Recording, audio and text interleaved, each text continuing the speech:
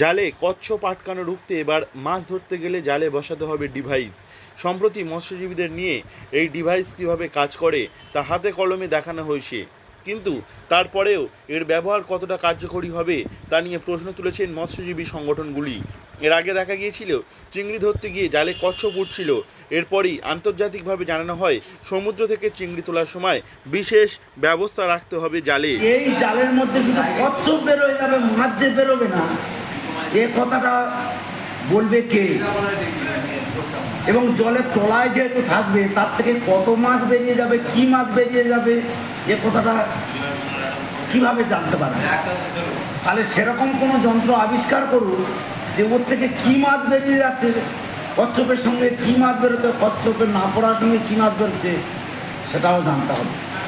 এই ডিভাইস লাগানোর পর মৎস্যজীবীর জালে শুধু চিংড়ি ও অন্যান্য মাছ পড়বে, কচ্ছপ নয়। ইতিমধ্যে ছাগড়ির মতো এই ডিভাইস জালে ইনস্টল করা শুরু হয়েছে, কিন্তু এই ডিভাইস থেকে শুধু কচ্ছপ বের হয়ে যাবে, মাছ যাবে না, এমন গ্যারান্টি কোথায় তা নিয়ে প্রশ্ন তুলেছেন মৎস্যজীবী সংগঠনের সদস্যরা। এ নিয়ে মৎস্যজীবী সংগঠনের পক্ষ থেকে হারাধন মহারাজ জানিয়েছেন, এই ডিভাইস নিয়ে আরও আলোচনা ও ব্যবহারিক প্রয়োগের প্রয়োজন রয়েছে। এই ডিভাইস থেকে মাছ বেরোয় যাচ্ছে নাকি সেটাও দেখার প্রয়োজন রয়েছে বলে জানিয়েছেন তিনি। ইন্টারন্যাশনাল একটা সিদ্ধান্ত নিয়েছে যে এই ডিভাইস যদি জালে না লাগানো থাকে তাহলে কিন্তু চিংড়ি বিদেশে এক্সপোর্ট করবে না, ভারতের চিংড়ি নেবে না।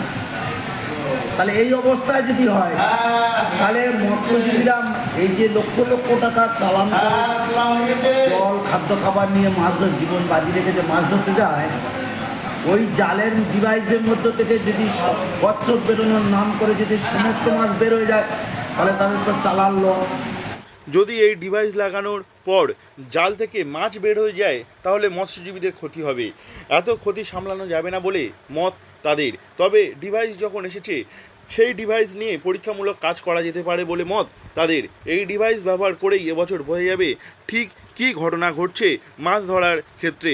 তবে বলা হচ্ছে যে এই ডিভাইস লাগানোর পর মৎস্যজীবীদের জাল থেকে মাছ ও চিংড়ি ধরা পড়বে, কিন্তু কচ্ছপ এই ডিভাইসের মধ্য থেকে বের হয়ে যাবে, ফলে কচ্ছপ বাঁচবে। দক্ষিণ 24 পরগনা থেকে নবাব মল্লিকের রিপোর্ট, লোকাল 18 বাংলা।